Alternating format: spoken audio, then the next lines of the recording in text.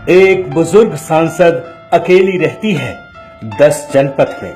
उनका इकलौता कुंवारा सांसद बेटा उनके साथ नहीं रहता, अलग रहता है 12 तुगलक रोड पर। एक विवाहित बेटी भी है, वह अपने पति और बच्चों के साथ रहती है 35 लोधी स्ट्रीट में।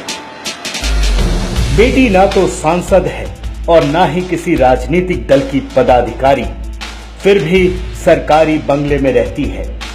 आखिर क्यों?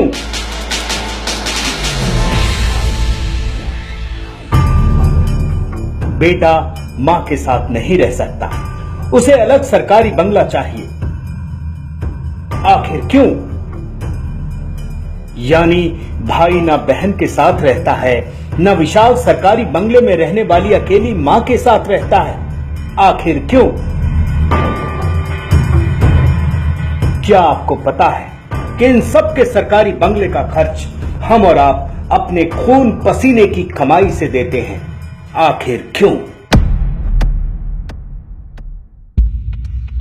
प्रियंका से शादी से पहले दामाद जी की कुल संपत्ति 50 लाख रुपया थी, जो 2012 में लगभग 11,000 करोड़ रुपए हो गई।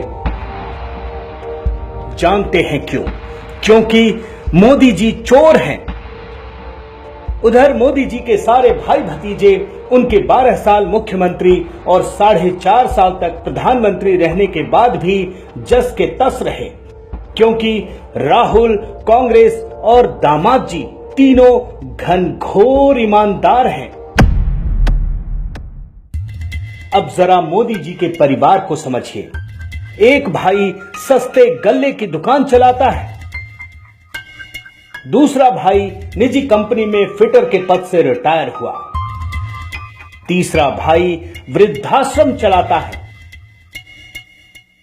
चौथा भाई सरकारी कर्मचारी है, जिसके साथ उसके सामान्य से घर में प्रधानमंत्री की मां भी रहती है।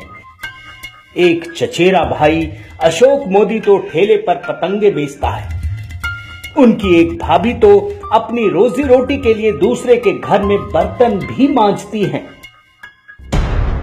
यानी एक तरफ बिना किसी सरकारी सेवा के एक ही परिवार के 3 लोग सरकारी ठाठ का मजा ले रहे हैं, दूसरी तरफ देश के सर्वोच्च पद पर बैठा 4.5 साल तक प्रधानमंत्री और 12 साल तक मुख्यमंत्री पद पर रहने वाले शख्स का परिवार आम इंसान की जिंदगी जी रहा है।